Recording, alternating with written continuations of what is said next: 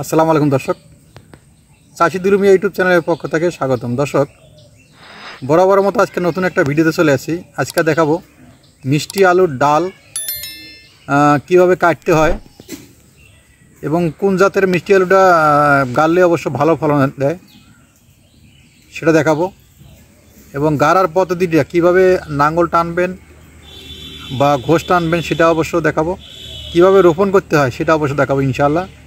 পুরোপুরি ভিডিও দেখার চেষ্টা করবেন। যারা ফেসবুকে দেখবেন তারা বেশিরভাগই শেয়ার করে দিবেন আর পেজটাকে ফলো দিয়ে রাখবেন যাতে নতুন নতুন ভিডিও আপনারা দেখতে পারেন। আর এই চ্যানেলটাকে সাবস্ক্রাইব করে দিয়ে রাখবেন যাতে নতুন নতুন ভিডিও দেখতে পারেন। অবশ্যই কমেন্ট করবেন এটা কী মাসে চারা রোপণ করতে হয়, সাথে থাকবেন ইনশাআল্লাহ। দর্শক, এটা হচ্ছে একটা মিষ্টি আলু। বিসমিল্লাহ। এই মিষ্টি আলুর ডালটা অবশ্য কাটবো। কাটা নিয়ম হচ্ছে 1 2 3 4 5 5টার এই যে মাঝখানে দিয়ে দেবো একেবারে এক সাইজ। এগুলো সবচেয়ে জাংলায় যদি ব্যবহার হয়, এই যে দেখেন প্রত্যেকটা গিটায় গিটায় আপনার শিকড়, এগুলো সবচেয়ে ভালো হয় জাংলায়। জাংলায় নিলে আপনার ফলনটা বেশি হয়। আর আপনারা জানেন এখানে বেশি হয়নি, রোপণ করছি মাসখানেক হয়েছে। এগুলা লাল আলু, দেখতে লাল, খাইতে অবশ্য সুস্বাদু মিষ্টি লাগে। এগুলা চারা এই নাড়র থেকে আনা। অবশ্য অল্প কটা আলুর থেকে অনেকগুলো হয়ে গেছে। আগে 5-7টা আলু গাড়া হয়েছে, গাড়ার থেকে আজকে অনেক চারা হয়েছে।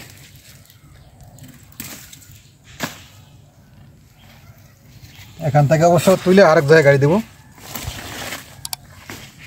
এখানে অনেক হয়ে গেছে।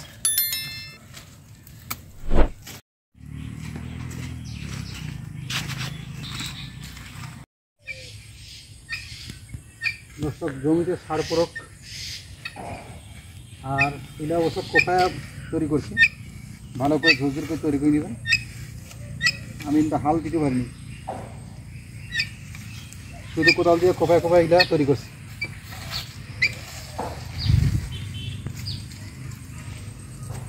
কোদাল দিয়ে কোপায় কোপায় তৈরি করছি। জমিটা ভালো করে শোধন করে নেবেন।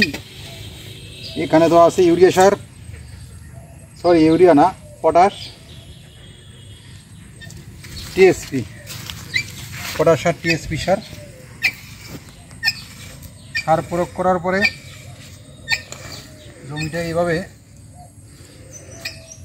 গাড়ার আগমুখ এইভাবে হাল চাষ করে নেবেন। এটা অনেকের ভাষায় ঘইটা না হয় বলা হয়। হাল চাষ করে নেবেন।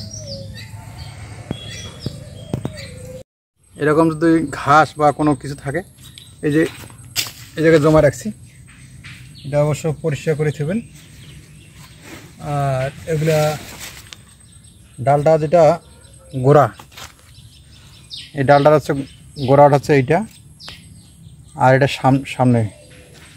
বিসমিল্লাহ আল্লাহ, এইভাবে রোপণ করবেন। এই যে বসায় দিয়ে মাটি দিবেন। এই পাতাগুলো তো বের হয়ে থাকে, আর এই যে পিছনের গোড়া অংশটা অবশ্য বের হয়ে থাকে, আর সামনের অংশটা যেন বের হয়ে থাকে। এবার একটু চাপ দিয়ে দিবেন। এই যে মিষ্টি আলু, এগুলো ডাল অবশ্য। এই যে এই মাথাটা বের করে দিলাম, আর এই মাথাটা একটু বের করে রাখলাম, আর এই পাতাগুলো বের করতে হবে। এই যে এইভাবে আপনারা রোপণ করবেন। এই যে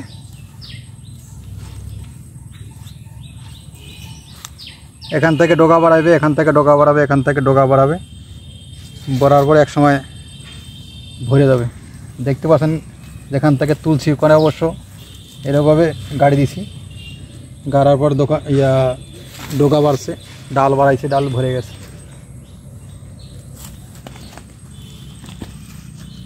বেশি দিন লাগবে না, মাসখানেক হইলেই দেখবেন যে এটা ভরে গেছে।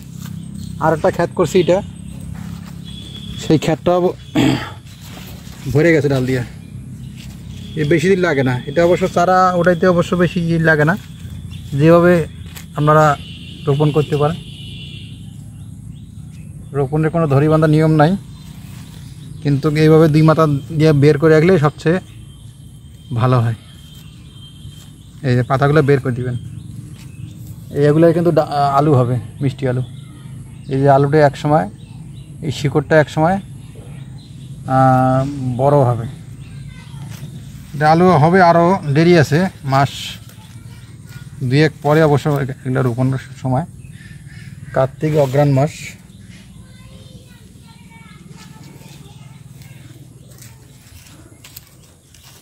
ভাদ্র আশ্বিন, কার্তিক অগ্রহায়ণ মাসে অবশ্য এগুলা রোপণ করায়। কিন্তু আমার জায়গা আছে বিদায় পড়ে রয়েছে জায়গাটা, সেটা যেহেতু ডাল আছে এই বিদায়গুলো রোপণ করা।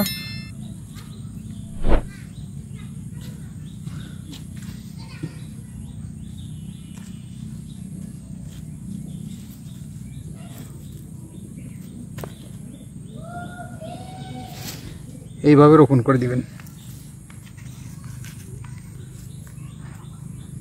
মাঝখানে গেলে এই জায়গায় ভরে যাবে।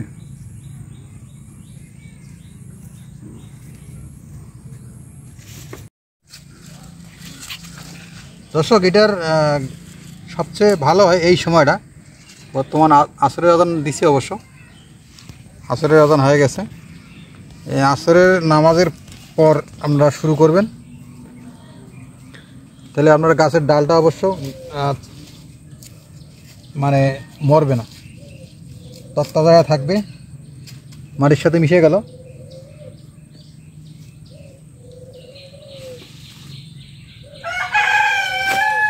এই